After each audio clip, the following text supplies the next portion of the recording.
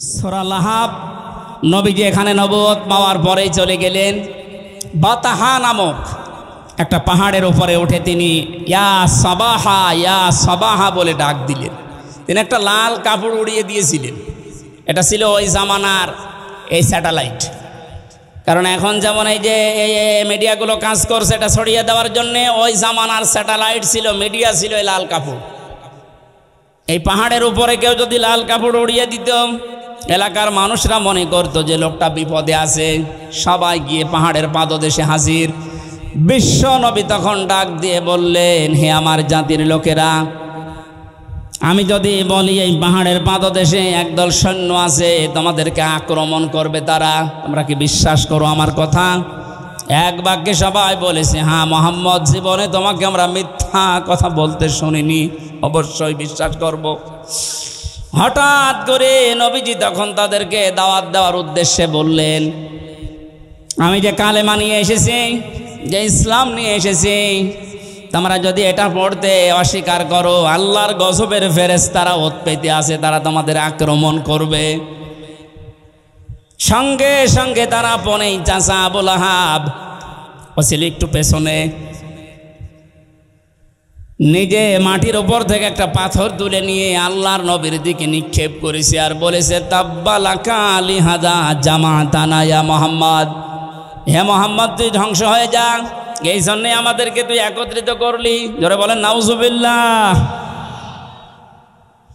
আল্লাহ রাব্বুল আলামিন সহ্য না করে সঙ্গে সঙ্গে তার নামে আয়াত নাজিল করেছেন, তাব্বাত ইয়াদা আবি লাহাবিন ওয়া তাব। আয়াতের প্রথম অংশে আল্লাহ ধ্বংস কামনা করলেন তার, আর দ্বিতীয় অংশে তার পরিচয় তুলে ধরলেন। এবার আসেন মূল শিক্ষায়।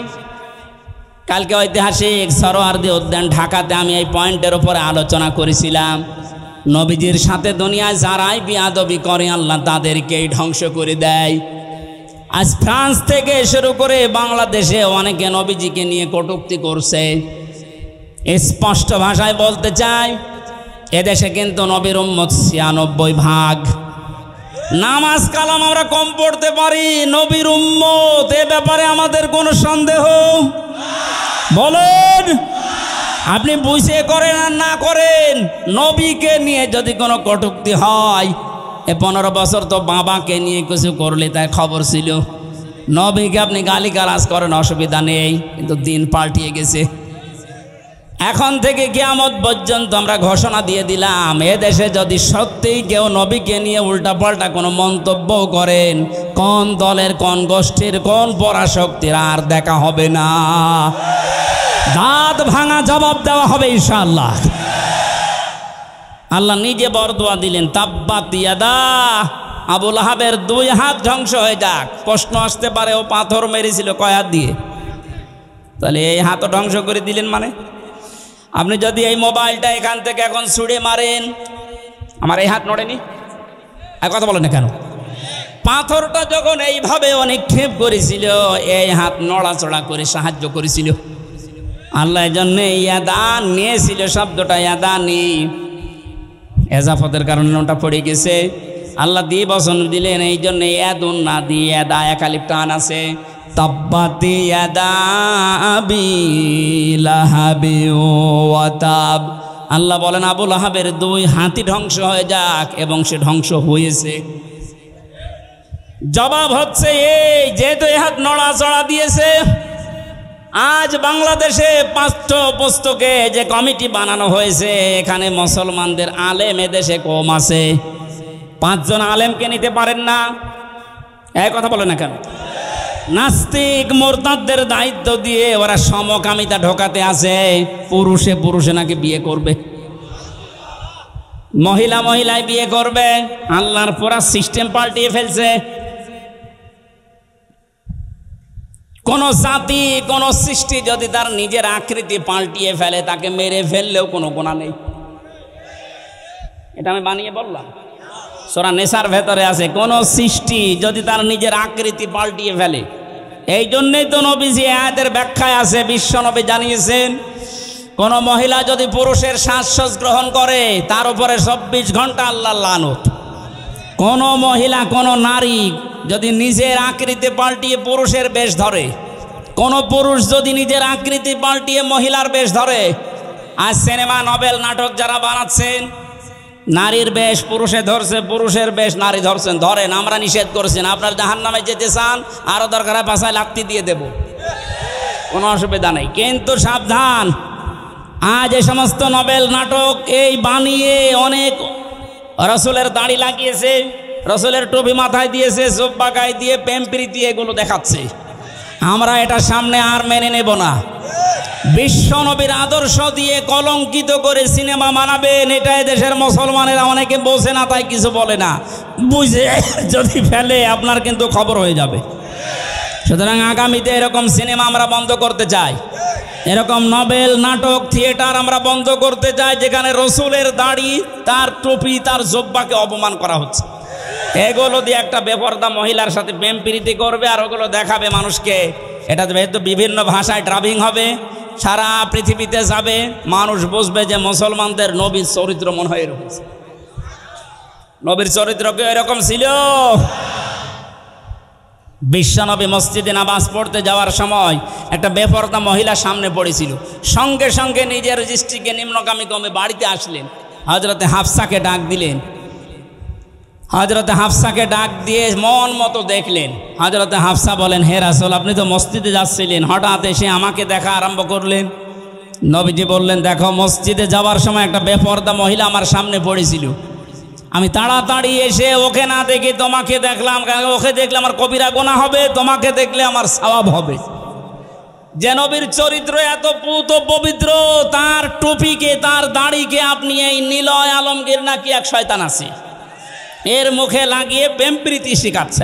কথা বলেন না কেন? যারা এগুলো করছেন এর পেছনে যারা বাম হাতের মতো নাড়াচাড়া দিচ্ছেন, আমরা কিন্তু তাদের চিনি। পাঠ্যপুস্তকে যারা ৯৬% মুসলমানের দেশে উল্টাপাল্টা জিনিস লাগাচ্ছেন, এই দুইজন নাস্তিকের কাজ না, এর পেছনে অনেক রাঘব বল মনে হয় হাতে এই বাম হাতের মতো নাড়াচাড়া দিচ্ছে। যারা দিচ্ছেন সাবধান, আল্লাহ যদি ধরে, এ হাত শুধু না, এই হাত ধ্বংস করে দেবে এবং ধ্বংস হবে নতাব্বা। আবুল আহাব যেমন নিজে ধ্বংস হয়েছিল, আজ যারা ইসলামের বিরুদ্ধে, নবীর বিরুদ্ধে ডান হাত ব্যবহার করছেন, বাম হাত দিয়ে অনেকে পেছন দরজা দিয়ে নাড়াচাড়া দিচ্ছেন, আপনি ধ্বংস হবেন, মাস্ট বি ধ্বংস হবেন। মা আগনা আনহু মালুহু ওয়া মা কাসাব, আপনার সম্পদ আদি যা অর্জন করেছেন একটাও কাজে আসবে না। বাস্তব প্রমাণ এই দরবেশের, একটা টাকা কাজে আসতেছে। শুনলাম হাট আর এই অবৈধ টাকা নিয়ে এসে নাকি এখন রিমান্ডে বাড়ির খাবার খাচ্ছে। বাড়ির খাবার আমাদেরকে মাখানো খাবার এনে দিতেন, আর এত বড় দেশের শত্রু ৩৬,০০০ কোটি টাকা যার কেলেঙ্কারি, তারে বাড়ির খাবার খাওয়ানো হচ্ছে। মানে দেশের মানুষ এখনো জানে না। যদি জানে যে অফিসে তার এরকম জামায় আদর করা হচ্ছে, অফিস কিন্তু উড়িয়ে যাবে। কথা বলেন। জালেমদের কোনো ক্ষমা নেই। যাদের মেকি দাড়ি ছিল, দাড়ি কেটেছে, দাড়ি কাটা মানে রসুলের গলায় ছুরি লাগানো। এই শয়তান বলে মাঝে মাঝে হজে যায়। কিসের হজে যায়? আমি যাই কয়বার হজে গেছি, শুনলাম এখানে আসবে দরবেশ। কোন তারা? এক কাবা শরীফের পাশে যে টাওয়ারটা, ওই টাওয়ারে থাকে, সব সময় আল্লাহর ঘর দেখে, সুবহান আল্লাহ পড়ে। কিসের সুবহান আল্লাহ? এদিকে সুবহান আল্লাহ পড়ে আর এদিকে টাকা পাচার করে। और এই সম্পদগুলো একটাও আল্লাহ কাজে আসতে দেয়নি, সব ধ্বংস করে দিয়েছে। সায়াসলা নারং যাতা লাহাব, অতি শীঘ্রই আমার আল্লাহ তাদেরকে বলতে, এই যে আবু লাহাব যার নাম, এর নাম ছিল আব্দুল উজ্জা, এত বড় এত সুন্দর ছিল তার চেহারা, আগুনের লেলিহান শিখা যেটা ওই যে উপর দিয়ে জোহব্বার মতো বের হয়ে যায়, ওই রকম চেহারা ছিল তার। আল্লাহ পাক বলেন, অতি শীঘ্রই আমি তাকে আগুনের লেলিহান শিখায় প্রবেশ করাবো, আমরাতুহু, এবং তার স্ত্রীকেও। প্রশ্ন আসতে পারে, তার স্ত্রীর দোষ কি? আজ এই বাংলাদেশে আমরা অনেকে আবু লাহাবের স্ত্রী উম্মে জামিলের মতো মহিলা সচক্ষে দেখতে পাচ্ছি। আবু লাহাব তো করেছেই, তার স্ত্রী পর্যন্ত নবীকে কষ্ট দিয়েছিল। নিজের সন্তানকে, দুইটা সন্তানকে নবীর 2 মেয়ের সাথে বিয়ে দিয়েছে। আল্লাহর নবীর মেয়ে হযরতে উম্মে কুলসুম এবং রুকাইয়া, এই 2টা মেয়েকে বিয়ে দিয়েছিল ওতবার ওতাইবার সাথে। এই দুইটা ছেলের সাথে বিয়ে দিয়ে নবীজি যখন দিনের প্রচার আরম্ভ করলেন, এই সূরা লাহাব যখন নাজিল হচ্ছিল, তখন এই মহিলা নিজে তার ছেলে দুইটাকে ডাক দিয়ে বলেছে, দেখো মুহাম্মদ আমাদের নামে কবিতা বানিয়েছে, গালিগালাজ করে। জোরে বলেন নাউজুবিল্লাহ। কোরআনের আয়াতগুলো কি কবিতা? আরো জোরে বলেন। নিজের ছেলেকে ডাক দিয়ে বলছে, এই মুহূর্তে মুহাম্মদের দুইটা মেয়ে তার মুখের উপরে তালাক দিয়ে ফেলে দিয়াই। এমনিতেই নবীজি অসহায়, গরিব মানুষ, নিজের সংসারে ওই সময় চলে না। যারা মেয়ের বাবা আছেন একটু ভাবেন তো, দিনের কাজ করতে গিয়ে আপনার দুইটা মেয়েকে যদি জামাই সঙ্গে সঙ্গে তালাক দিয়ে বাড়িতে দিয়ে যায়, একটা বাবার জন্য পরিস্থিতি সামাল দেওয়া কত কঠিন বলেন। আল্লাহর নবী ওই দিন এত বেশি কন্দন করেছিলেন, ছেলে দুইটা তার মায়ের কথা শুনে তার স্বামীকে দিয়ে এই কাজ করিয়ে দুইটা মেয়েকে তালাক দিয়ে নবীজির বাড়িতে ফেলে দিয়ে আসলেন। নবীজি ডাক দিয়ে বললেন, আল্লাহ পাক তুমি দুইটা কুকুর পাঠাও এই দুইজন মানুষের জন্যে। এত বড় কঠিন অবস্থায় আমার দুইটা মেয়েকেও আমার পরিবারে দিয়ে গেল তালাক দিয়ে। আল্লাহর নবীর কথা শোনার পর ওরা বাড়িতে গিয়েছে। এই উম্মে জামিল আবুল হাবের স্ত্রী ডাক দিয়ে বলে, সন্তানেরা যা করেছো মারহাবা তোমাদের। হ্যাঁ, তোমাদেরকে মুহাম্মদের মেয়েকে ওখানে দেওয়ার সময় কিছু কোনো কথাবার্তা কি শুনতে পেয়েছো? আবুল হাবের দুই সন্তান উতবা আর উতাইবা ডাক দিয়ে বলে, আম্মা আবুল হাব, আমার বাবার কথা মতো আপনার কথা মতো আমরা দুইটা বোনকে তালাক দিয়ে এসেছি। মুহাম্মদ কান্নাকাটি করছিল আর আসার সময় বলেছে আমাদেরকে নাকি দুইটা কুকুরে খাবে, বাঘে খাবে। আবুল আহাবের স্ত্রী উম্মে জামিল ডাক দিয়ে বলছে, সন্তান এতক্ষণ যা বলছিলে শুনছিলাম ভালোই লাগছিল, এখন যেটা বললে এটা তো কেমন লাগে? কারণ ও ছেলে যা বলে তাই হয়ে যায়। তোমাদেরকে খুব সাবধানে রাখা লাগবে। ইয়ামেন থেকে একটা মানুষের কাছে গাছ বেঁধে নিজের, এটা তাফসিরে হাক্কানির ভেতরে পেয়েছি, ইয়ামেন দেশ থেকে একজন অগ্নি পূজকের কাছ থেকে গাছ বেঁধে নিয়ে নিজের সন্তানের হাতে আর মাজায় লাগিয়ে দিয়েছে।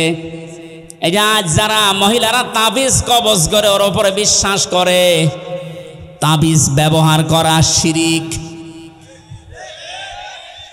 হাদিসে স্পষ্ট নিষেধ, তাবিজ ব্যবহার করা যাবে না। কেউ যদি ঝাড় ফুঁক করতে চান, সূরা নাস, ফালাক আর সূরা ফাতিহা পড়ে আপনি ফু দিতে পারেন, এতটুকুই যথেষ্ট। এটা নবীজি সাহাবীরা করতেন।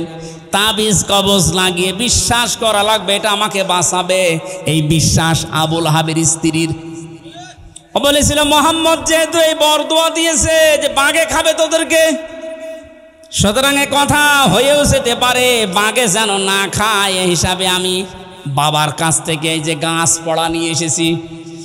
মাজায়ার হাতে বেঁধে দিলেন, ডাক দিয়ে বললেন খুব সাবধানে থাকা লাগবে। আবুল আহাব দুইটা সন্তানকে নিয়ে গেছে ব্যবসা করতে সিরিয়ায়।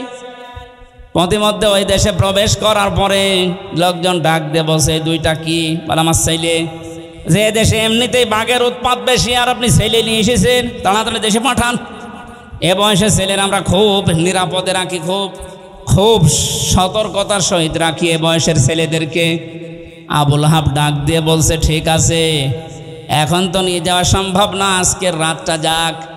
মাসা বানিয়েছে উপরে, ছেলেদেরকে উপর তালায় দিয়েছে আর নিচে ও পাহারা দিচ্ছে বসে বসে মানুষকে দিয়ে নিজেও। ঠিক নবীজির এই বরদোয়া রাতের বেলা আল্লাহ পাক দুইটা বাঘ পাঠিয়ে দিয়েছেন। প্রথমে এসে আবুল আহাবের এবং ওর যে পাহারাদার ছিল তাদের মুখ শুকেছে, দেখে না। এক লাফে উপরে গিয়ে দেখে দুইটা ছেলে ঘুমিয়ে আছে। বুক চিরে রক্ত পান করে যখন বেরিয়ে যাচ্ছে, আবুল আহাব তখন তাকিয়ে দেখছে যে যা সব শেষ। নবীজি যা বলেছিলেন যে দুইটা বাঘ আল্লাহ পাঠাও তোমার পক্ষ থেকে, দুইটা কুকুর পাঠাও, ঠিক আল্লাহ তাই পাঠিয়ে ধ্বংস করে দিয়েছে। ১৫০০ বছর হয়ে গেল, এখন আর আবুল আহাব নেই, আবুল আহাবের স্ত্রী নেই, কিন্তু তার পেতাত্তারা আছে, তার আত্মীয় স্বজন আছে। নবীর আদর্শ যারা মেনে চলে, নবীর উত্তরাধিকার যারা, নবীর ওয়ারিস যারা, নায়েবে রাসূল যারা, তাদেরকে আপনি যা করছেন এদের বরদোয়া কোনো কাজে লাগবে না বলে কি মনে হয় আপনার? কোরআনের পাখি যা যা বলেছিল জীবনে আমরা তো দেখছি সব একটা একটা করে মিলে যাচ্ছে। উনি বলেছিলেন জালেমদেরকে, দেশে ইঁদুরের গর্ত তোমরা পাবে না, ঠিক পাচ্ছে না? ইঁদুরের গর্তে জায়গা আছে ওদের। বলেছিলেন যে এই দেশে নাড়া দেওয়া হবে, দিল্লি মামুগার বাড়ি গিয়ে পড়বা, একেবারে তাই পড়িস। 3 নাম্বার, ওনার একটা স্বপ্নের কথা মাঝে মাঝে বলতেন, এই দেশে জালেমদের নাকের উপরে কোরআনের পতাকা পতপত করে উড়বে। এই স্বপ্ন বাস্তবায়ন হবে ইনশাআল্লাহ। আবু লাহাব বাড়িতে আসলেন, প্লেগ রোগ দেখা দিল তার শরীরে। আল্লাহ রাব্বুল আলামিন এত কঠিন ভয়ঙ্কর রোগ তাকে দিয়েছিল, তার কাছে যে যায় তার এই রোগ হয়।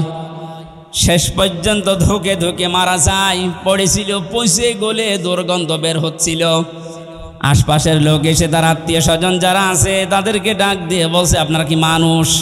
নিজের বাবা নিজের আত্মীয় মরে পড়ে আছে, পচে গলে মা দুর্গন্ধ বের হয়, আপনারা মাটি দেন না। তখন ডম বা মসি যাদেরকে বলা হয়, এরকম মানুষ আফ্রিকার কালো মানুষদেরকে ডাক দিয়ে দূরে গর্ত করে বাঁশ দিয়ে ঠেলা দিয়ে লাশ ওখানে দিয়ে এরপরে পাথর দূর থেকে নিক্ষেপ করে করে ওরে মাটি দিয়েছে।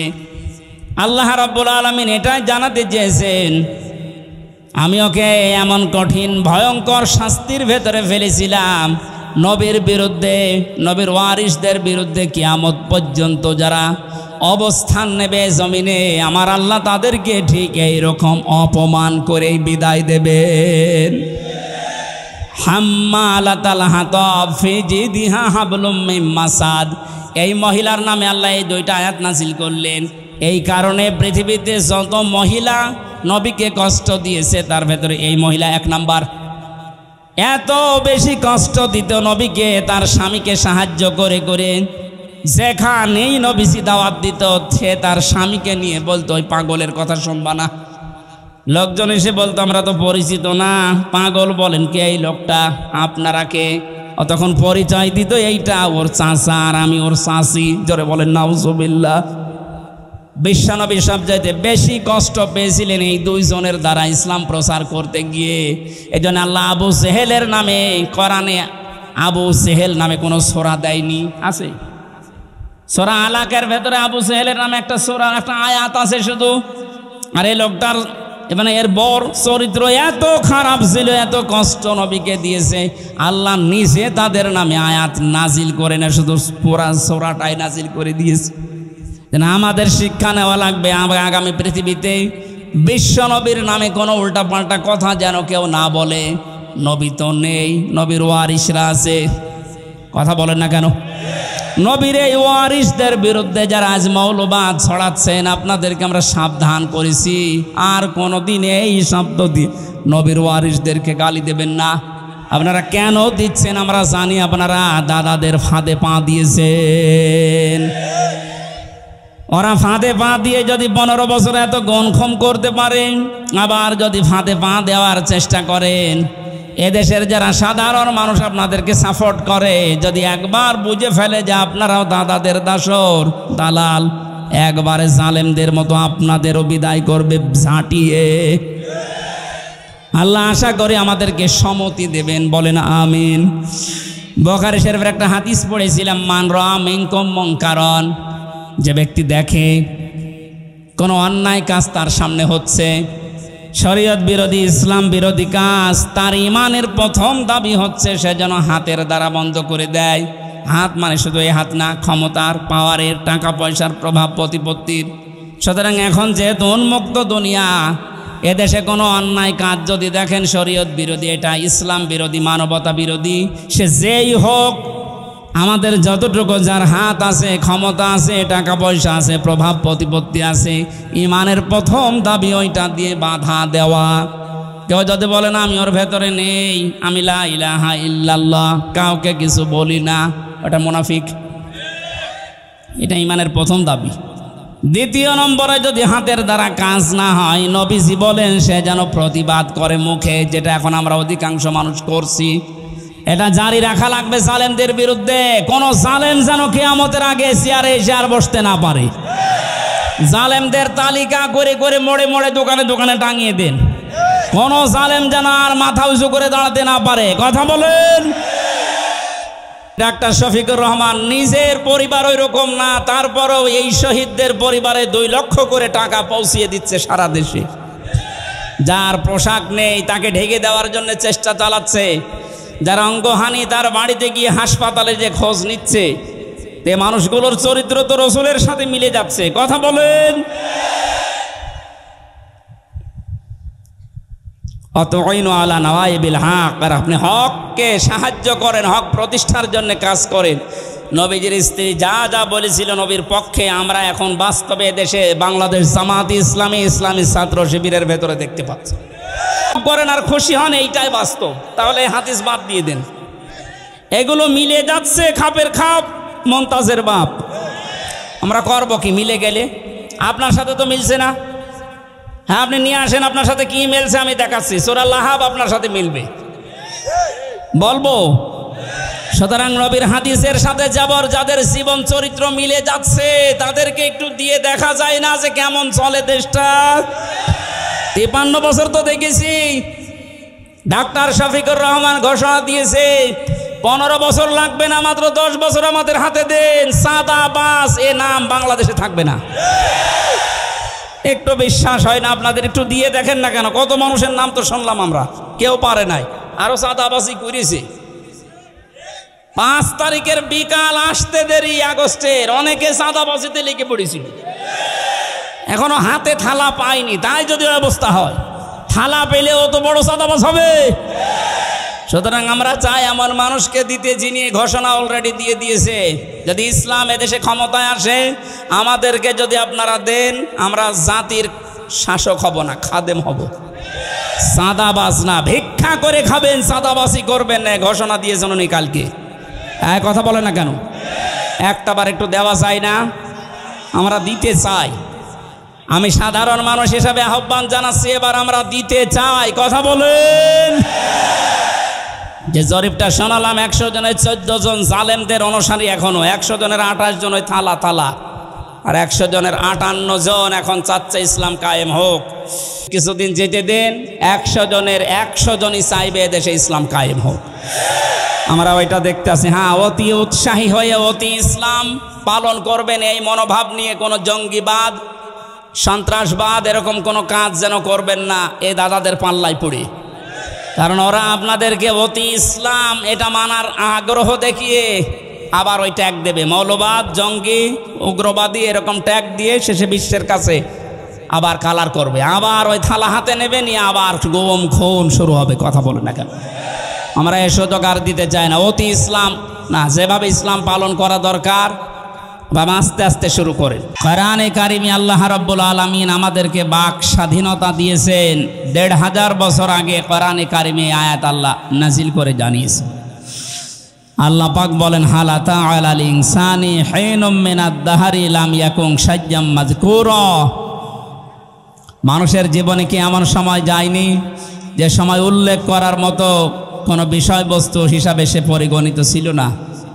এখান থেকে আমি আল্লাহ তার মায়ের পেটের ভেতরে বাবার স্ফলিঙ্গ দিয়ে দ্রুত গতিতে বের করে মায়ের পেটের ভেতরে 40 দিন 40 দিন 40 দিন এভাবে আস্তে আস্তে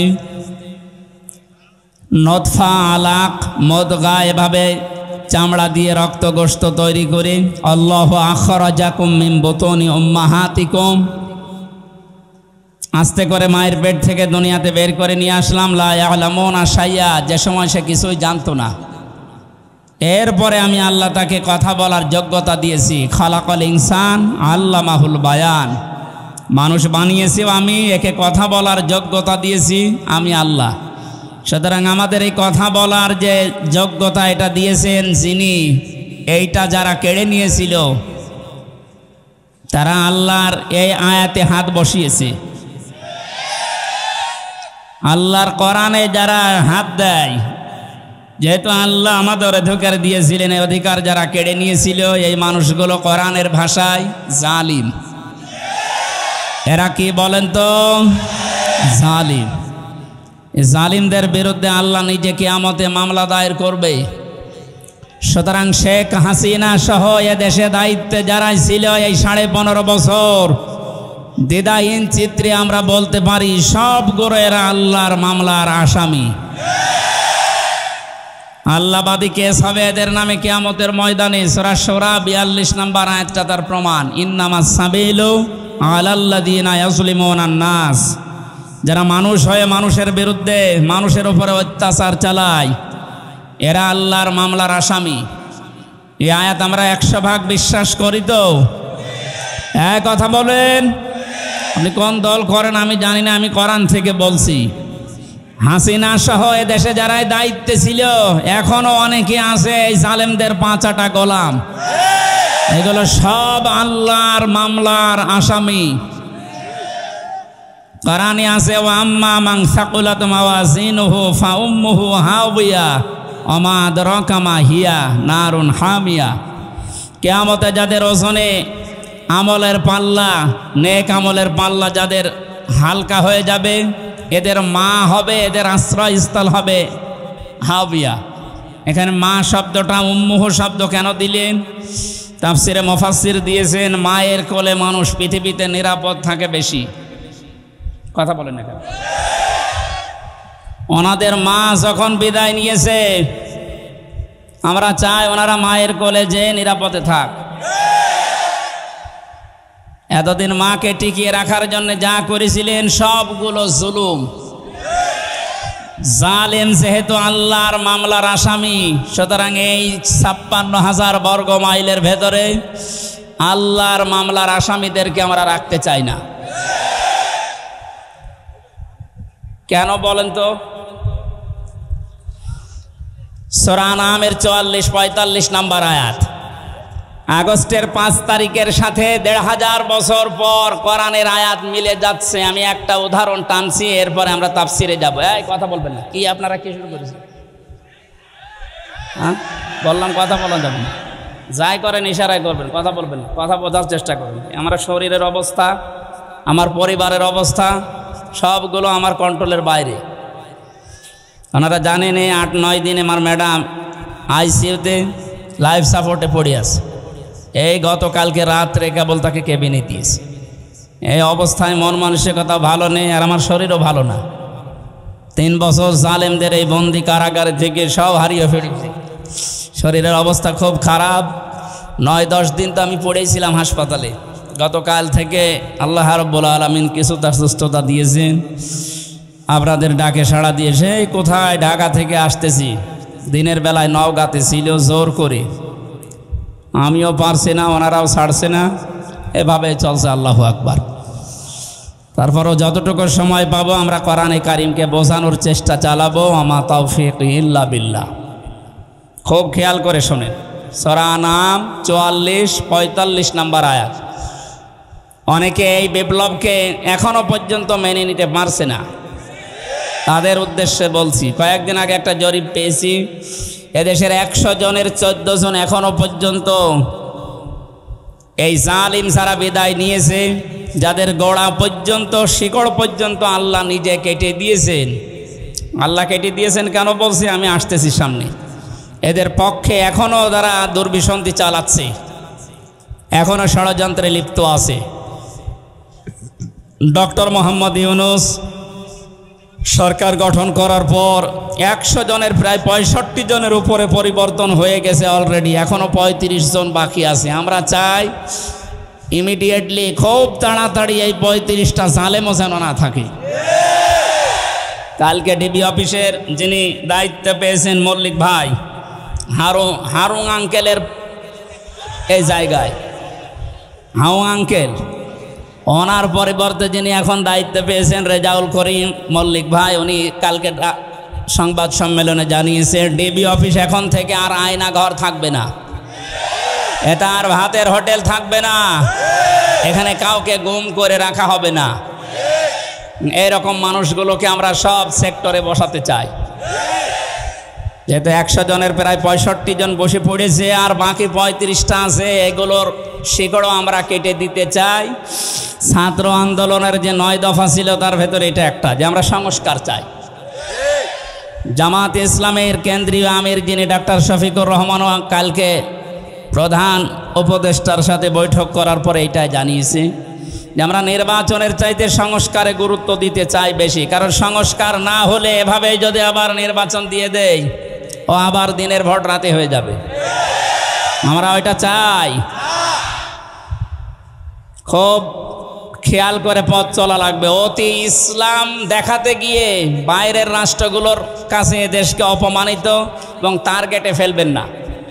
বিশেষ করে বিএনপির শ্রদ্ধাভাজন মহাসচিব, আমি নাম নিয়ে বলছি, মির্জা ফখরুল ইসলাম আলমগীর স্যার, উনি কয়েকদিন ধরে যে কথাগুলো বলছেন, টিআইবির মহাপরিচালক ডক্টর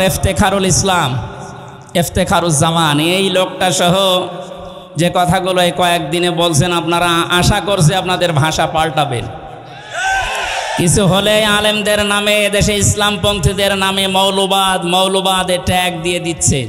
আপনি কি জানেন এটা বাস্তবতা কি? এই মৌলবাদ ট্যাগ দিয়ে ইন্ডিয়া এবং ওদের দোসর যারা, তারা এই দেশের হাজার হাজার মানুষকে গুম করেছে। এই মৌলবাদ ট্যাগ দিয়ে হাজারো মানুষকে জেল খাটিয়েছে, হাজারো মানুষকে দুনিয়া থেকে বিদায় করে দিয়েছে। ওই শব্দটা আবার ওদের ফাঁদে পড়ে যদি আপনি এ দেশে বারবার বলতে থাকেন, লা তাজিদান্না আশাদ্দান্নাসি আদাওয়াতাল লিল্লাযিনা আমানুল ইয়াহুদা ওয়াল্লাযিনা আশরাকু, সূরা মায়েদার 82 নম্বর আয়াত। আল্লাহ রাব্বুল আলামিন জানিয়েছেন, হে নবী, এই ছেলে ইয়ার কি মারো তুমি?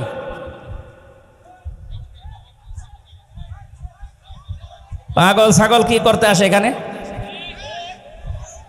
একটা কথা বলে দেখেন, এবার বাবার নাম ভুলিয়ে ফেলবেন।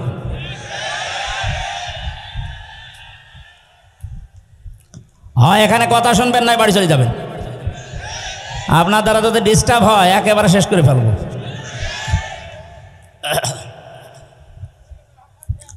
হ্যাঁ, আবার কথা বলেন মানে এখান থেকে যান, সরেন সরেন।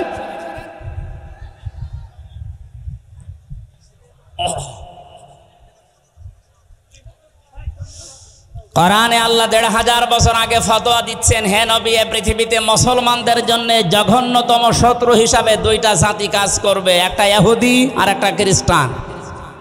ইহুদিরা যে আমাদের শত্রু এটা তামাম দুনিয়ায় প্রমাণিত, ইসরায়েল। খ্রিস্টানরাও শত্রু। এ ঘোষণা কি আমি নিজে দিলাম না আল্লাহ দিয়েছেন? সুতরাং বারবার এ দাদা বাবুদের ফাঁদে পা দিয়ে আবার যদি মৌলবাদ এই জিকির আরম্ভ করেন, ওরা হয়তো আপনাকে চেয়ারে বসাবে, কিন্তু এদেশের হাজারো আলেম ওলামা ইসলামপন্থী মানুষেরা আবার গুম হওয়ার শুরু হবে। আপনি ফাঁদ টের পাচ্ছেন? সুতরাং এই শব্দ যেন আপনাদের মুখে আর কোনোদিন না শুনি। যদি এগুলো শুনি তাহলে কিন্তু জালেমদের মতো এদেশে আপনাদের এই জনগণ বিদায় করে দিবে। আপনি কাকে মৌলবাদ বলেন? মৌলবাদ না হলে এদেশে আপনার মা বাবার বিয়ে হতো? আপনি তো সারস হয়ে আসতেন। কোথায় হাত দিয়েছেন? আশা করছি এ শব্দ যেন এদেশে আর কেউ না বলে। এই ধোঁয়া তুলে কিন্তু এই 15.5 বছর ওরা এই থালা বাজিয়ে ওরা আমাদের উপর অত্যাচার চালিয়েছে। এটা রেকর্ড হচ্ছে, সারা দেশে কালকে যাবে। সবাই সাবধান, সে যে দল করেন আপনি করেন, কিন্তু এই শব্দটা কোনো ইসলামপন্থী আলেম ওলামাদের নামের আগে যদি আপনি ব্যবহার করেন, সত্যিই কিন্তু আপনার খবর আছে। কালকে 151 জন আলেম এদেশে, প্রথিতযশা আলেম যারা, সৈয়দ কামাল উদ্দিন জাফরি সহ আমার নামও আছে, 151 জন আলেম বিবৃতি দিয়েছে। পত্রিকা আপনারা দেখতে পাচ্ছেন। এই টিআইবির যিনি মহাপরিচালক এখন দায়িত্বে আছেন, এ লোকটাও জালেমদের দোসর ছিল, নয়তো এ কথা বলল কি করে? পাঠ্যপুস্তকে যে সমস্ত উল্টাপাল্টা জিনিসগুলো আপনারা ঢোকাতে চাচ্ছেন, এগুলো পরিবর্তনের জন্য যে কমিটি গঠন হয়েছে, এদের বিরুদ্ধে আলেমরা কথা বলেছিল। আপনি সমকামিতা ঢুকিয়ে দেবেন, যেটা আল্লাহর নিষিদ্ধ কাজ, আর 96% মুসলমানের দেশে আমরা শুধু খাবার খাবো আর মেনে নেব, এরকম পাগল এখনো আমরা হইনি। সুতরাং আমি আবার সাবধান বাণী উচ্চারণ করছি, এদেশের 18 কোটি মুসলমানের পক্ষ থেকে মৌলবাদ এই শব্দটা যেন এদেশে উচ্চারিত না হয়। আমরা সবাই মৌলবাদী, কারণ মৌল শব্দ না থাকলে আমরাই থাকি না। এটা এসেছে মূল থেকে। মূল আমাদের আল্লাহ, মূল আমাদের রাসূল। কথা বলে না কেন? আল্লাহ রাসূল না থাকলে এদেশ থাকবে? সব বিদায় নিতে পারে, কিন্তু আল্লাহ রাসূলের বিধান এদেশে থাকবে ইনশাআল্লাহ। 100 ভাগের 96 ভাগ যেখানে আমরা বাস করি, সেখানে এই শব্দ নিয়ে আজ ধোয়া তুলে আবার আপনি এই থাড়া বাঁচাবেন, আর পাশে তো আছে দাদারা, আবার আপনাদেরকে দিয়ে অত্যাচার, জুলুম, নির্যাতন, খুন গুণ চালাবে না। আমরা চাচ্ছি এই জন্য এই 65 জন না, 100 জনের 100 জনের পরিবর্তন করে চেয়ারগুলো সব সংস্কার করতে চাই, আর এটা খুব তাড়াতাড়ি। কথা বলেন। আল্লাহ যেন সম্মতি দেয়, যিনি দায়িত্বে আছেন তাকে। আগস্ট বিপ্লবের 5 তারিখের যে আয়াতটা আমি বলতে চাচ্ছিলাম, 1500 বছর আগে নাজিল হওয়া, কিন্তু দেখেন মিলে যাচ্ছে। সূরা আনআম আয়াত নাম্বার 44-45, খেয়াল করে শুনবেন। আল্লাহ পাক বলেন, ফালাম্মা নাসু মা যুক্কিরু বিহি ফাতাহনা আলাইহিম আবওয়াবা কুল্লা শাইইন। রব্বুল আলামিন বলেন, তাদেরকে আমি আমার নিদর্শনগুলো, আমার বিধিবিধানগুলো, আমার আয়াতগুলো তাদের কাছে গিয়েছিল, তারা পেয়েছিল, কিন্তু তারা ভুলে গিয়েছিল। যখন এই মানুষগুলো আমার আয়াত জানার পর, দেখার পর, বোঝা শোনার পর ভুলে গেল, আমি আল্লাহ তাদের এই ক্ষমতা, তাদের এই শান্তি, তাদের এই পাওয়ার আমি আল্লাহ দিনের পর দিন আরও বাড়িয়ে দিলাম। এর বাস্তবতা দেখেন। 2006 সালে 28 অক্টোবর লাঠি বৈঠা দিয়ে জীবিত মানুষকে রাজপথে পিটিয়ে যারা মেরে ফেলেছে, কিছুদিন পরেই তো তারা ক্ষমতা এসেছিল। কথা বলে না কারো? চিন্তা করলাম, আল্লাহ এত বড় অত্যাচার, এত বড় জুলুম মানুষ হয়ে মানুষে পৃথিবীতে করে বলে আমার মনে হয় না। জীবিত মানুষকে পিটিয়ে মারার পর তার লাশের ওপরে নাচ দিয়েছে, নৃত্য করেছে, ড্যান্স দিয়েছে, এটা পৃথিবীতে নেই, এ বাংলাদেশে হয়েছে। একবার সিরাজগঞ্জ থেকে অনুষ্ঠান শেষ করে যাচ্ছিলাম কুষ্টিয়ায়, বাসের পেছনে, তখন বাসে চলাফেরা করতাম, রাস্তার একেবারে মাঝখানে একটা কুকুর মরে পড়ে আছে। ড্রাইভার সাহেব দেখলাম আর পিঠের ওপরে চালিয়ে না দিয়ে বাম দিয়ে চালিয়ে দিল। ড্রাইভারকে বললাম, ভাই আপনি এরকম বাম দিয়ে চালালেন কেন? ড্রাইভার আমারে বলছে, হুজুর আপনি দেখেন না একটা মরা কুকুর পড়ে আছে। বললাম, তো মরা কুকুর মরে গেলেই কি আর না গেলেই কি? আমার দিকে তাকিয়ে ড্রাইভার বলছে, হুজুর আপনি কি আসলেই হুজুর? আপনি কেমন হুজুর? আপনি দেখছেন যে একটা মরা কুকুর পড়ে আছে, এরপর আমি ডবল করে আবার মারবো, আমার বিবেক নেই? হ্যাঁ, এই কথা শোনার জন্য আমি ছিলাম। একটা মরা কুকুর, নিকৃষ্ট জীব এই পৃথিবীতে যে দুইটা, একটা শুকুর একটা কুকুর, এরকম নিকৃষ্ট জীব মরে পড়ে আছে, তারপরও আপনি গাড়ি তার উপরে দিয়ে চালিয়ে দিলেন না, যে আপনার বিবেক বাধা দিচ্ছে। অথচ যে অনেক মানুষ এমন আমরা পেয়েছি, জীবিত মানুষ মারার পরে লাশের উপরে ড্যান্স দিয়েছে। এদেরকে আপনি কি হিসাবে মানুষ বলেন? ড্রাইভার বলছে, হুজুর আমি জাতিতে কিন্তু মুসলমান না, আমি একটা হিন্দু মানুষ। আমি জানি এ কথা যা বললেন ও মানুষগুলো আসলে মানুষ না, ওগুলো জানোয়ার। জানোয়ারের চাই তো খারাপ, কারণ একটা জানোয়ারের লাশের উপরে ড্যান্স দিয়েছে। আমি পৃথিবীর কোনো বইতে পড়িও নাই, শুনিও নাই, দেখিও নাই, তো বাংলাদেশ এটা মানুষ হয়ে মানুষের উপরে করেছে, আমরা দেখেছি। এত বড় জুলুম, এত বড় নৃশংস কাজ করার পরও দেখলাম আল্লাহ তাদেরকে ক্ষমতায় দিল নাকি? সে যেভাবেই হোক দিয়েছে। 9 সালে আসার পরে 5 বছর চলে গেল, মনে করলাম আল্লাহ 13 সাল পর্যন্ত মনে হয় ওদের আর যাবে না, শেষ করে দেবে, কিন্তু দেখলাম না, আল্লাহ শেষ করে নাই, আরো 5 বছর টিকে গেল। 18 সাল, কত 18 সালে মনে করলাম না, যা করেছে এতদিন এ আর বাঁচার কথা না, এ শেষ হয়ে যাবে এবার, কিন্তু দেখলাম না, ওরা আবার টিকে গেল। 15 বছর পার হয়েছে কেন জানেন?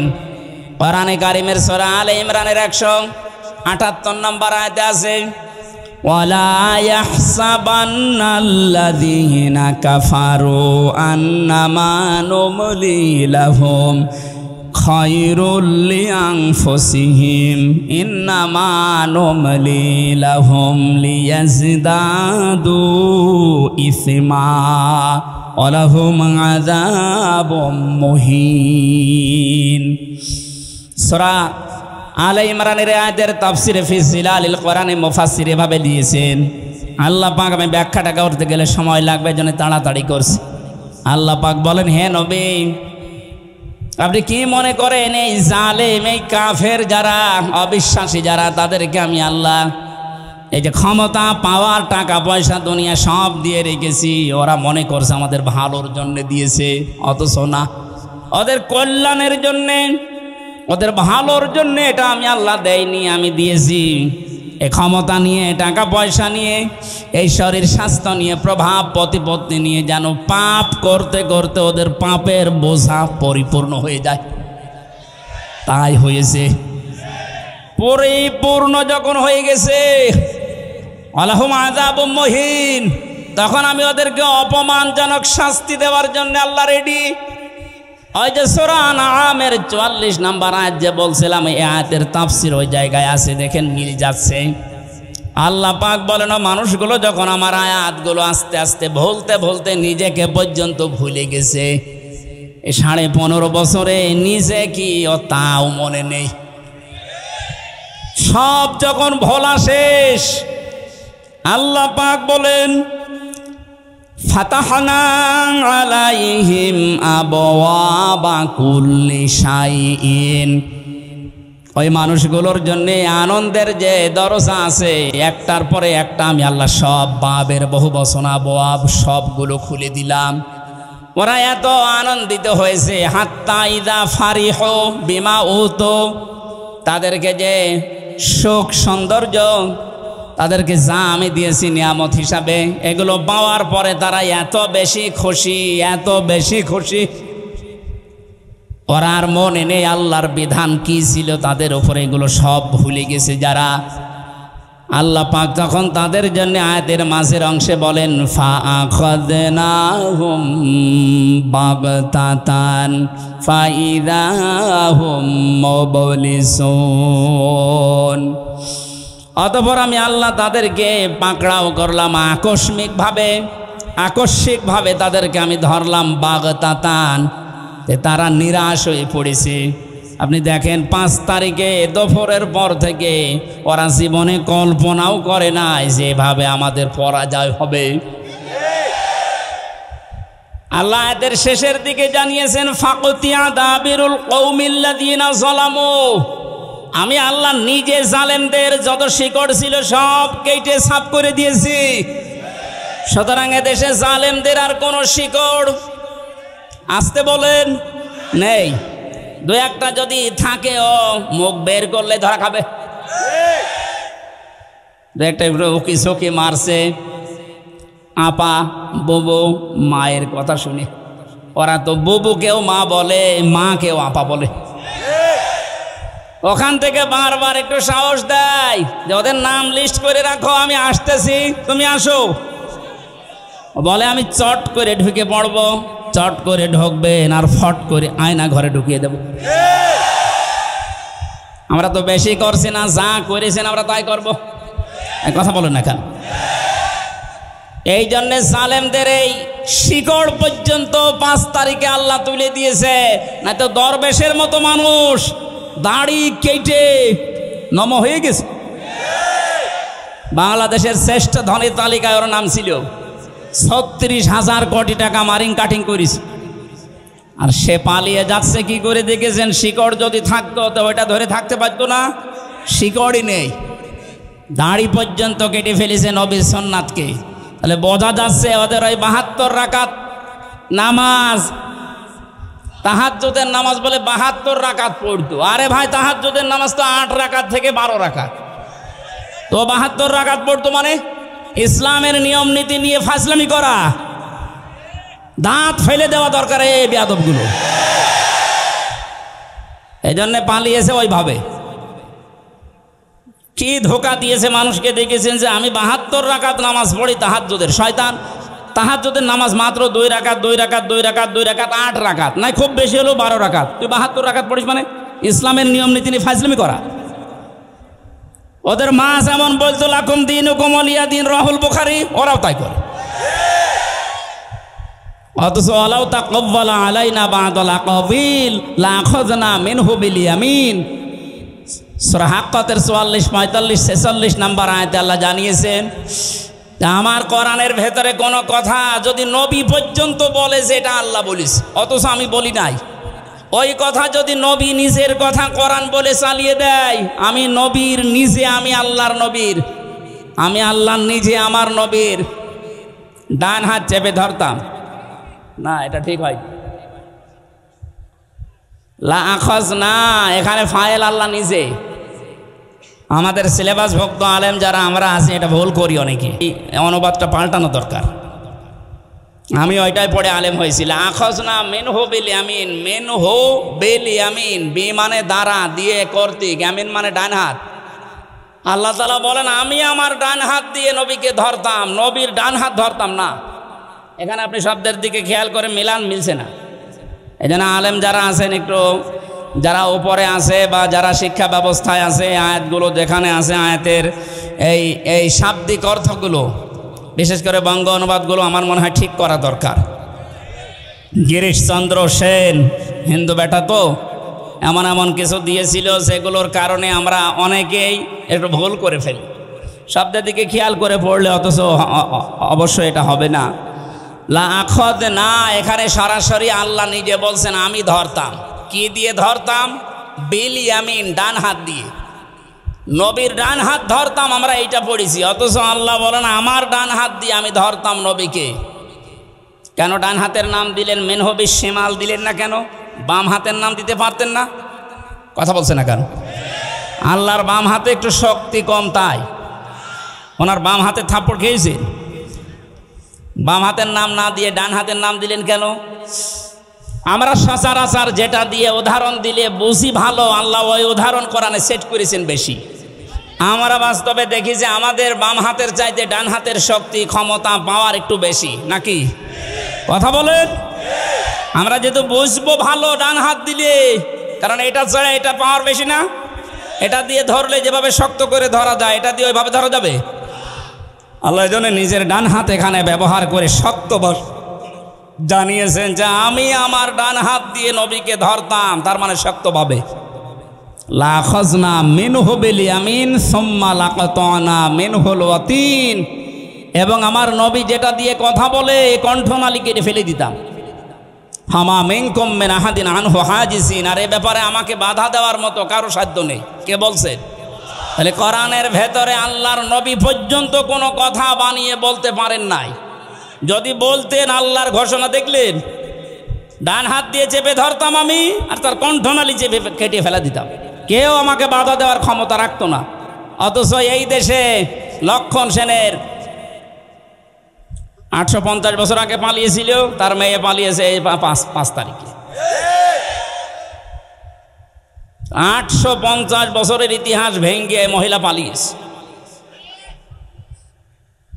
কোরআনের আয়াত বলতো লাকুম দীনুকুম ওয়ালিয়া দিন, আর বলতো রাহুল বুখারী, এটা বুখারী শরীফে আছে। তাহলে ওর কি কেটে ফেলা দরকার বলেন তো?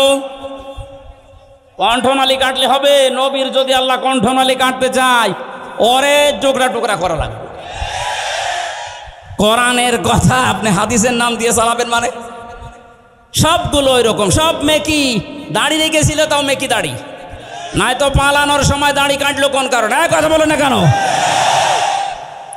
ফাকুতিয়া দাবিরুল কওমিল্লাযিনা যালামু, জালেমদের শিকড় আমি আল্লাহ কেটে দিয়েছি, একেবারে মূলোৎপাটন করে ফেলেছে। এই জন্য আয়াতের শেষে আল্লাহ বলেন আলহামদুলিল্লাহি রাব্বিল আলামিন, প্রশংসা সব আমি আল্লাহর জন্যে। সুতরাং এই দেশে এখন থেকে কিয়ামত পর্যন্ত যারাই আসুক, প্রশংসা আল্লাহ বাদে কোনো বাবার কোনো স্বামীর আর হবে না ইনশাআল্লাহ। আমরা ওই আল্লাহর জন্য প্রশংসায় নত হয়ে বলছি আলহামদুলিল্লাহ। দরুদ আর সালাম পড়ছি নবী মুহাম্মদ রাসূলুল্লাহ সাল্লাল্লাহু আলাইহি ওয়াসাল্লামের প্রতি। আজকের তেলাওয়াত কিন্তু আয়াত আপনাদের সবারই প্রায় মুখস্থ আছে, সূরা লাহাব। কোন সূরা? নবীজির যে 10 জন চাচা ছিল, নবীজির বাবা মিলে 11 জন, 10টা চাচার ভেতরে 2 জন আমরা জানি মুসলমান হয়ে তারা জান্নাতি, হযরত আব্বাস, হযরত হামজা। আজ বৈষম্য বিরোধী ছাত্র আন্দোলনে 152 জনের 108 জন ইসলামী ছাত্র শিবিরের নেতা কর্মী। এইটা দেখার পরে অনেক মুনাফিক এবং আলেম নামে জালেম, ওই যে বাতিলের 5টা গোলাম যারা ছিল, যারা কেন্দ্রীয় মসজিদে ইমামতি জোর করে নেওয়ার জন্য জুতা খেয়েছে। কি নির্লজ্জ! জুতা খাওয়ার পরে বলছে যত জুতা আমারে মেরেছে একটা আমার গায়ে লাগে। কত বড় শয়তান! শয়তান ওর কথা শোনে আর বলে আল্লাহ তুমি আমারে শয়তান বানিয়েছো। ওর বাবা কিন্তু ভালো ছিল, মাওলানা শামসুল হক ফরিদপুরি রহমতুল্লাহ আলাইহি। এইরকম বাবার কাছ থেকে এই কালপিট আসলো কি করে? কওমি মাদ্রাসার হাজার হাজার আলেম, আমি আলেমদেরকে জেলখানায় পেয়েছি। 76 জন তো আমার সাথে ছিল, মাওলানা মামুনুল হক, মাওলানা শাকাওয়াত হোসেন রাজিজ, খালিদ সাইফুল্লাহ আইয়ুবী, জনায়েদ আল হাবিব ভাই সহ যতগুলো আলেম পেয়েছি সব এই রুহুল আমিনের নামে বদদুয়া করত, বলে আমাদের সম্মান মান সব শেষ করে দিস। এরকম একটা বিশ্ব বিখ্যাত জালেমকে সে কওমি জননী নাম দিস। আবার দাঁড়িয়েছে নৌকা মার্কা নিয়ে। ও যদি কুকুর মার্কা নিয়ে দাঁড়াতো তাও পাস করত। নৌকা মার্কা নিয়ে মানুষ দাঁড়ায়, এটা ঘৃণিত হয়ে গেছে। মার্কাটাও এখন ঘৃণিত। এখন অবস্থা যায় এই দেশে কেউ যদি বলে যে আমি নৌকার লোক, ওর পিটিয়ে মেরে ফেলবে মানুষ। 15.5 বছরে যেমন ইসলামপন্থী আমি এ কথা বলার ক্ষমতা আমাদের ছিল না, আল্লাহ পুরাটা উল্টিয়ে দিয়েছে। বলেন এ কাজটা করেছে খালি এ ছাত্র আর ছাত্রী ভাইরা না, এ কাজটা করেছে সরাসরি আল্লাহ নিজে। সূরা আনআম 44 নম্বর আয়াত তার প্রমাণ। ফালাম্মা নাসু মা যুক্কিরু বিহি, যখন তারা আমার জিকির, আমার আলোচনা, আমার আয়াতগুলো ভুলে যায়, তখন তাদের শান্তি বৃদ্ধি করে দেয়। এমন বৃদ্ধি করেছিল আল্লাহর কোরআনে পর্যন্ত ভুল ধরত। রিমান্ডে আমি যে অফিসারগুলো পেয়েছিলাম মুসলমান নামে, খুব সুন্দর সুন্দর নাম, আব্দুল মান্নান, আসাদুজ্জামান, শেখ ইমরান হোসেন, জাহিদ হাসান, আতিকুল ইসলাম ভইয়া, নাম সুন্দর না? রিমান্ডে আমারে মাঠের নিচে নিয়ে বলতো আল্লাহর এই জায়গায় ভুল হয়েছে। আল্লাহ তো এমনি ধরেনি, শেষ পর্যন্ত ধরেছে এই কারণে। এখন পরিচয় দেওয়া দূরের কথা, খালি মাঝে মাঝে বলো হুজুর দোয়া করেন। কি দোয়া করব? আপনি যা করেছেন দোয়া বের হয়, দোয়া চাবেন না, দোয়ার পরিবর্তে কিন্তু বদদোয়া বের হবে। এজন্য আমার মনে হচ্ছে আগস্টের 5 তারিখে আল্লাহ যেটা করেছে এটা শুধু ছাত্র ছাত্রীরা করে না, আল্লাহ নিজে করেছে। কথা বলেন। আল্লাহর এই নিয়ামতের শুকরিয়া আমরা আদায় করব, দাম দেব এই নিয়ামতের ইনশাআল্লাহ। নিয়ামতের শুকরিয়া আদায়ের মাধ্যম আমি এর আগে বহুবার বলেছি। কয়টা বলেন তো? 3টা। 1 নম্বরে আপনাকে বলতে হবে যে এটা নিয়ামত। এই যে বাক স্বাধীনতা আমাদের ছিল না, আমরা যে ফিরে পেলাম, এটা যে নিয়ামত না? হ্যাঁ নিয়ামত আমাদের। আমরা এই দেশে 100 জনের 58 জন এখন চাচ্ছে এদেশে ইসলাম কায়েম হোক এদের কাছে। বাকি 28 জন এরা শুধু থালা নেওয়ার ধান্দায় আছে, আমি নাম নিলাম না। আর বাকি 14 জন এখন ওই যে জালেমদের দোসর আছে, ওরা কিন্তু এটা নিয়ামত মনে করে না, ওরা গজব মনে করে। কি হয়ে গেল? আল্লাহ যে ফাইজা হোম মোবিলিজেশন দিয়েছেন। মোবিলিজেশন মানে হতাশ হয়ে যাও, হঠাৎ করে নিরাশ হয়ে পড়লে যে কি হয়ে গেল। আমার তো মনে হয় 1500 বছর আগে করার না, এখন দেখে দেখে আল্লাহ নাজিল করছে। তো যে কথা বলতেছিলাম, আমরা নিয়ামতের শুকরিয়া আদায়ের প্রথম মাধ্যম আমরা স্বীকার করছি এদেশের 100 জনের অন্তত 58 জন যে হ্যাঁ এ বিষয় আল্লাহর নিয়ামত। এটা কি? 2 নম্বরে আমাদের অন্তরের ভেতরে একটা শান্তি লাগবে, এটা আমাদের লাগে। এই লাগে না? এই বিজয় পাওয়ার পরে এখনো শান্তি পাচ্ছেন না কারা? হাত তোলেন তো। যাক আলহামদুলিল্লাহ, যে নিয়ামত যে এটা আমরা বুঝতে পারছি। 3 নাম্বার কি? তিন নাম্বার হচ্ছে যে উদ্দেশ্যে আল্লাহ এই নিয়ামত দিয়েছেন এই নিয়ামতকে ওই জায়গা মতো পৌঁছিয়ে দেওয়া। বাক স্বাধীনতা ছিল না, আল্লাহর বিধান প্রকাশ্যে আমরা মানতে পারতাম না। বলেন হ্যাঁ, নামাজ পড়তাম। কিসের নামাজ পড়তেন আপনি? 10 জন মানুষ নামাজের পরে যেটা, চুপ করেন, একটু বসেন ভাই, কথা বলবেন না, কথা বলেন, বন্ধ করেন। 10 জন মানুষ নামাজে যেটা পড়ে, নামাজের ওই পঠিত বিষয় যদি নামাজের পরে 10 জন মিলে একটু আলোচনা করতো, বলতো গোপন পরামর্শ করছে। এই কথা বলেন, এই অবস্থা ছিল না, এখন আছে ওইটা। 10 জন না 10,000 মানুষ নিয়ে নামাজে যা পড়েছেন ওইটা ব্যাখ্যা করেন, কেউ কিছু বলবে না, আরও যারা বাধা দেয় তারা এসে বসে পড়বে। এই যে এই বাস্তবতাটা আমরা তৈরি করতে চাই। ডক্টর মোহাম্মদ ইউনূস গত পরশুদিন ওই ঘোষণা দিয়েছেন ইসলাম অনুযায়ী দেশ চলবে, আলহামদুলিল্লাহ। আমরা চাই তার এই কথাটা যেন ঠিক থাকে। ক্ষমতায় যে আসে আসুক, না আসে না আসুক, ওটা দেখার দরকার নেই। আমরা চাই ইসলাম দিয়ে দেশ চলবে। কারণ 53 বছর বহু খেল দেখেছি, এই খেলা আমরা আর দেখতে চাই না। দেখতে চাই এ দেশ আল্লাহর কালাম দিয়ে চলছে। কথা বলেন, কারা চান মনে প্রাণে এই নিয়ামতকে দেখি? লিল্লাহে তাকবীর।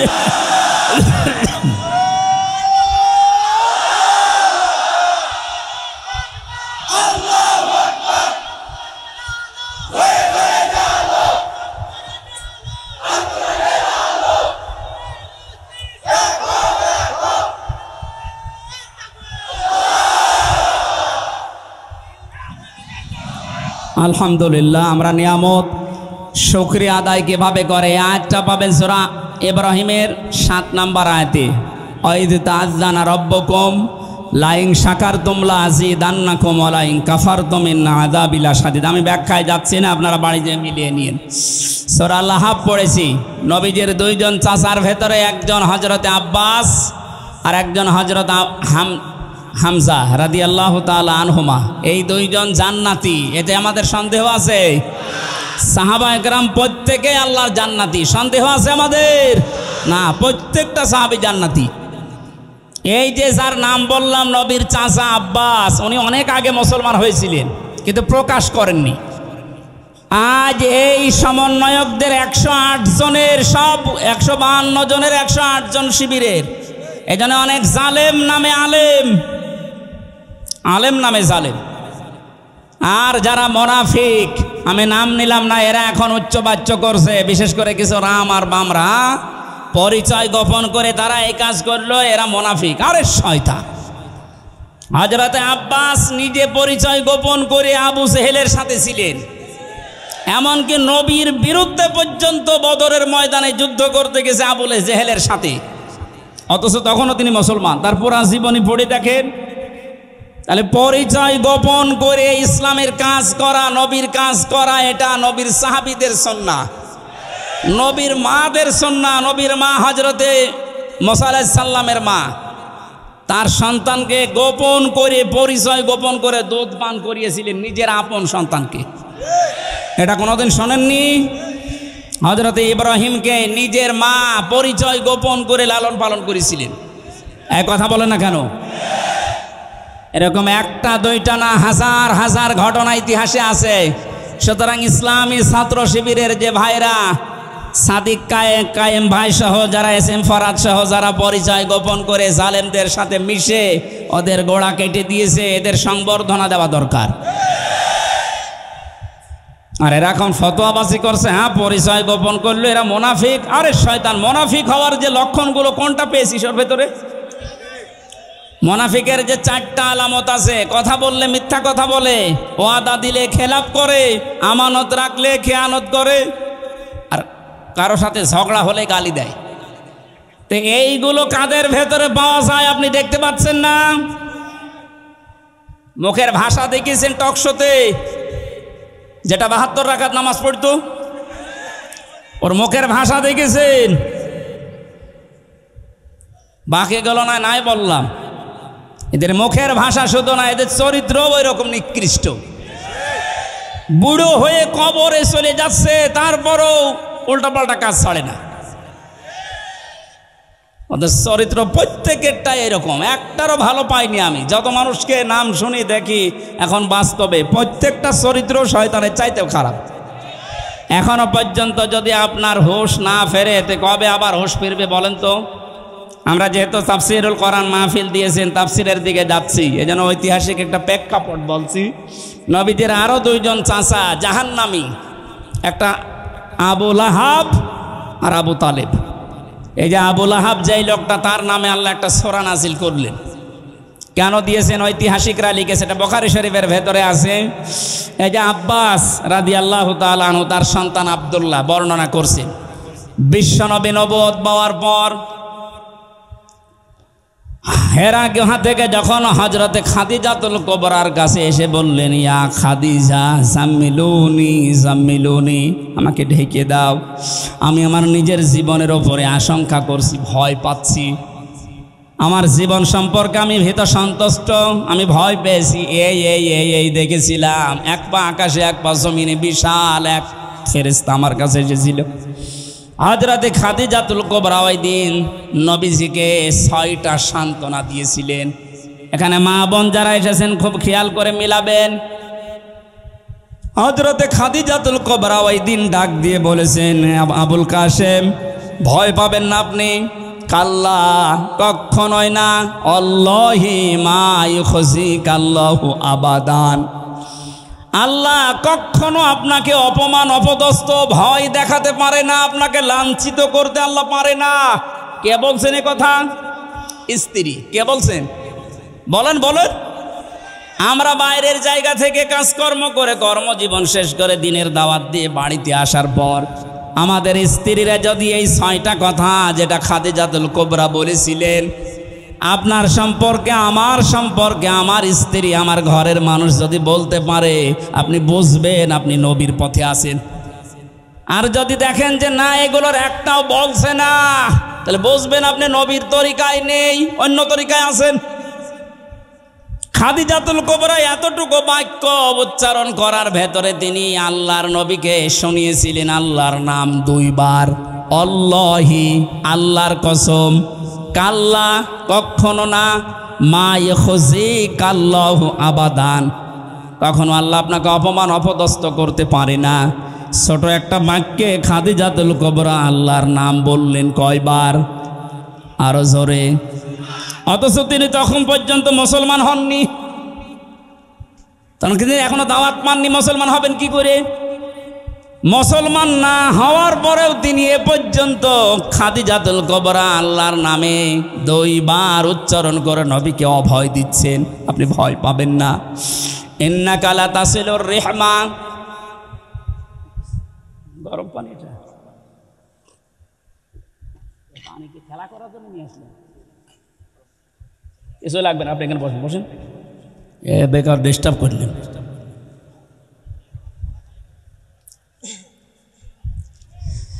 এদিকে আছে আপনাদের মনোযোগ। হযরতে খাদিজা বলেছিলেন, হে নবী, হে আমার স্বামী, ইন্নাকা লা তাসিলুর রিহমা, আপনি রেহেমের সম্পর্কগুলো ঠিক রাখেন। তার মানে এই যে আত্মীয়তার সম্পর্কগুলো আপনি ঠিক রাখেন, এটা এত বড় গুরুত্বপূর্ণ একটা বিষয়। আজকে আমরা বাংলাদেশে অনেকের ভেতরে এই আচরণটা পাচ্ছি না। ধর্ম বাবা পাতিয়েছে রাজশাহীতে, বছরে 3 বার করে যায় সেখানে, অথচ নিজের আপন বোন গরিব, সেখানে বছরে 1 বারও যায় না। আর এটা যায় না তার কারণ আছে, অন্যতম বাধা হচ্ছে এই লোকটার স্ত্রী। এই কথা বলছে না কেন? এমন অনেক বউ আছে নিজের ননদকে, নিজের দেবরেরকে যদি স্বামী সাহায্য করে তাহলে তার মন পাওয়া যায় না। অথচ ধর্ম আত্মীয় পাতিয়েছে সে শিবগঞ্জে, সেখানে আপনি 5 বার বউ নিয়ে যান, ও আনন্দে আছে, ও খুশি আছে। সম্মানিত মা বোন যারা এসেছেন, আপনি কি মনে করেন শুধু নামাজ পড়া, রোজা করা আর কালো বোরকা পরা ইবাদত না? আপনি যদি মনে করেন যে আপনার স্বামীর হায়াত আরো বেড়ে যাক, বেশি দিন আমার স্বামী দুনিয়ায় বেঁচে থাক, আমার স্বামীর মান সম্মান, টাকা পয়সা, ইজ্জত আবরু আরো বেড়ে যাক, নবীজি বলেন ওই স্ত্রীর উচিত সে যেন তার স্বামীকে বারবার তাকিদ দেয়, তুমি যাই করো অন্তত এর রেহেমের সম্পর্কগুলো ঠিক রাখো। আত্মীয়তার সম্পর্ক যেগুলো আছে রক্তের, এইগুলো তুমি ঠিক রাখো।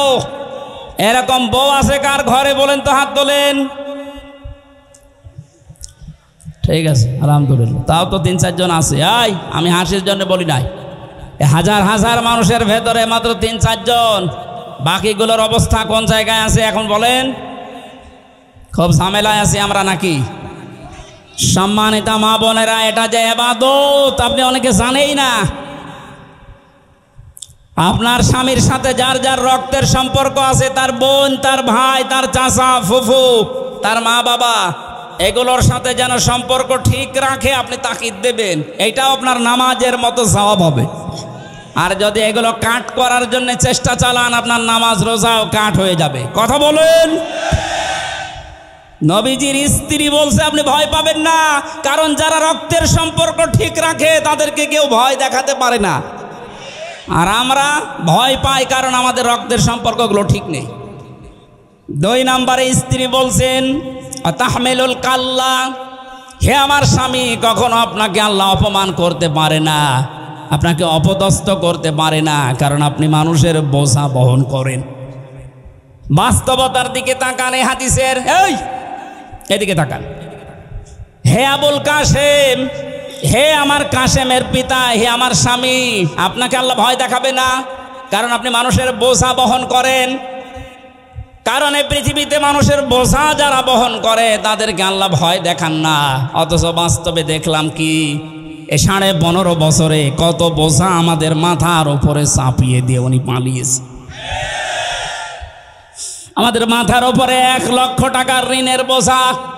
গত 8 দিন আগে আমার একটা মেয়ে হয়েছে, হাফসা জান্নাত, ওর মাথার উপরে এখন 1 লাখ টাকা ঋণ। কি আমি বানিয়ে বলছি? সব বসে আছে, জিজ্ঞাসা করেন। কত মানুষকে আপনি পা হারা, চোখ হারা, হাত হারা করে এই যে বোঝা, পরিবারের বোঝা বানিয়ে দিয়ে পালিয়ে গেলেন। হাজার হাজার কোটি টাকা নিজের মেয়ের নামে, ছেলের নামে, নিজের নামে, বোনের নামে, আত্মীয় স্বজনের নামে, শুধু দলের নামে পাচার করে করে এ বোঝা এ দেশের উপরে আপনি রেখে গেলেন। এ মহিলাকে আমার মনে হয় আপনি বলা ঠিক হবে না। কোনো খারাপ শব্দ থাকলে একটু বলেন তো দেখি, কারণ তো সম্মানিত মানুষ না। সম্মানিত মানুষকে আপনি বলা যায়। কত রকমের বোঝা আমাদের মাথার উপরে, যে হাজারো কষ্টের বোঝা, দুঃখের বোঝা, ঋণের বোঝা, হাজার হাজার বোঝা মাথার উপরে চাপিয়ে উনি পালিয়ে শুনেন আরামে আছে। আপনি নবীর আদর্শে মানেন নাই। নবীর আদর্শ হচ্ছে পৃথিবীতে মানুষের বোঝা বহন করা, হালকা করে দেওয়া, আর আপনি আরো বোঝা দিয়ে গেলেন। আপনি নবীর উম্মত না। কি বলতে চাইলাম আপনি না বুঝলেও এরা বুঝেছে। সুতরাং যারা মানুষের বোঝা আরো ভারী করে দেন, হালকা না করে বোঝা আরো ভারী করেন, আরো বেশি করে দেন বোঝা। এই যে 3টা বছর আমার জেলে রেখে কত রকমের বোঝা আমার উপরে চাপিয়ে দিয়েছিলেন, আমার পরিবারের উপরে, আমার মা বাবার উপরে, আমার সন্তানের উপরে কত বোঝা চাপিয়েছিলেন। তারা খেয়ে না খেয়ে 3টা বছর পার করেছে। কি কারণে? কোনো কারণ নেই, এমনি। কি কারণে বলেন তো? এমনি না, কোনো কারণ নেই। কয়েকদিন আগে আমার মামলা খারিজ হয়ে গেছে সব, বিচারপতি কর্তৃক, আদালত কর্তৃক এটা প্রমাণিত যে আমার কোনো দোষ পাইনি, আমি নির্দোষ। সুতরাং নির্দোষ মানুষকে আপনি 3টা বছর জেলে রেখে যে বোঝা দিলেন, এখন তো আপনি আরামে আছেন। আমিও চাই আমার মতো 3 বছর আপনি জেলে থাকেন। আর ব্যারিস্টার আরমানকে গুম করেছিলেন, তার জন্য 8 বছর। 8 আর 3 কত হয়? আমান আজমিকে 8 বছর, কত হয়? 19 বছর আগে থাকবেন মাটির নিচে, এরপরে আপনি চট করে ঢুকে পড়বেন। হাজারো মানুষের মাথার উপরে দুঃখের বোঝা, কষ্টের বোঝা, ঋণের বোঝা সব চাপিয়ে উনি এখন আরামে আছেন। নবীর উম্মত। কিসের উম্মত? 14 বার হজ করলেও পট্টি মাথায় দিয়ে তসবিহ হাতে নিয়ে, এটা নবীর উম্মতের বাইরে। নবীর উম্মতের বাইরে যারা, ওটা হয় কাফের, না অন্য কিছু। একটা কথা যদি কেউ ভুল প্রমাণ করতে পারে বলেন এ পর্যন্ত। নবীর উম্মত আপনি কোনটা দিয়ে বলবেন? নবীর কাজ ছিল মানুষের বোঝা হালকা করে দেওয়া। আর ওদের কাজে 15.5 বছরে হাজারো মানুষের পরিবারে শুধু বোঝাই দিয়ে গেছে। একটা মানুষকে জেলে দেওয়া মানে তার পুরা পরিবারটা বোঝা বহন করা। সে নিজেরা খেতে পারে না, জেলখানায় টাকা পাঠানো লাগে 10,000 20,000 করে। তাও 2 দিন 5 দিন 10 দিন পরে ছেড়ে দিলে তো হয় 3 বছর 5 বছর 10 বছর। আপনি কত রকমের বোঝা দিয়ে গেলেন। এই যে 2880 জন এখন হাসপাতালে বেডে কাতরাচ্ছে, এই মানুষগুলোর কারো পা নেই, হাত নেই, ঠ্যাং নেই, কারো অন্ডকোষ উড়ে গেছে। এগুলো এই বোঝা এখন বহন করবে কে? যারা শহীদ হয়েছে 1077 জন, সেগুলো তো বাদ দিলাম, তা তো গেছে। যেগুলোকে এই যে বোঝা এখন পরিবারের জন্য, এগুলো কে টানবে বলেন তো? আপনি নবীর উম্মত দাবি করে, নবীর কাজ ছিল বোঝা আরো হালকা করে দেওয়া, বোঝা বহন করা। আর আপনি এই বোঝাগুলো সব দিয়ে ঋণের বোঝা দিয়ে গেছে, কোটি কোটি টাকা পাচার করে এখন এই দেশের প্রত্যেকটা মানুষের উপরে 1 লক্ষ টাকা করে ঋণ মাথা পিছু। ডক্টর মোহাম্মদ ইউনূস উদ্যোগ নিয়ে যে দেশ থেকে যত টাকা পাচার হয়েছে সব টাকা ফেরত নেওয়া হবে, রাষ্ট্রীয় কোষাগারে জমা হবে, এবং যারা টাকা দিতে পারবে না তার বউ ছেলে মেয়ে রাষ্ট্রের কাজে লাগবে, কোনো ছাড় নেই। মানে এ বোঝা আমরা বহন করবো কি করে? তারপরও আমেরিকাতে এই অনুষ্ঠানে গিয়ে উনি যে ডলারগুলো নিয়ে এসেছেন, এভাবে যদি আনতে পারেন দেশটা দাঁড়াবে। এত ঋণ এত বোঝা বহন করা সম্ভব? ও তো আরামে আছে বোনকে নিয়ে, খাচ্ছে আর ঘুমাচ্ছে, আর মাঝে মাঝে বলছে আমি চট করে আসতেছি। স্ত্রী 3 নম্বরে বলেছিলেন, হে আবুল কাসেম, কাসেমের পিতা, অতাহমিলুল অতাকসিবুল মাদুমা, আপনি মানুষের বস্ত্র, যাদের বস্ত্র নেই তাদের বস্ত্রের ব্যবস্থা করেন, যারা উলঙ্গ অর্ধ উলঙ্গ তাদেরকে আপনি ঢেকে দেন। আর আপনি কি করলেন? এই 15.5 বছরে কত মানুষের পোশাক আপনি খুলে নিয়েছেন। পোশাক মানে শুধু এই পোশাক না, হাজার হাজার আলেমদের চরিত্রের উপরে কলঙ্ক দিয়ে তাদের পোশাক খুলে নিয়েছে। এ মাওলানা মামুনুল হককে জেনার তহমত দিয়ে তার নিজের স্ত্রী, আমি 3 বছরের লোকটার সাথে ছিলাম, আপনার চাইতে আল্লাহর ভয় তার ভেতরে কম নেই যে সে জেনা করবে। আপনার নিজের সারা জীবন একটু মিলান তো, জেনায় ভরপুর। আপনার হাতের জেনা, মুখের জেনা, চোখের জেনা, বাকি জেনার নাম নাই বললাম। আর আলেমদের ওপরে এটা চাপিয়ে তার পোশাক খুলে নিয়ে মানুষের কাছে প্রমাণ করতে চেয়েছে যে চরিত্র ভালো না। কোরআনের পাখি বিশ্বনন্দিত মুফাসসিরকেও তারা নাম দিয়েছে যে ধর্ষক। শয়তানে বিশ্বাস করবে?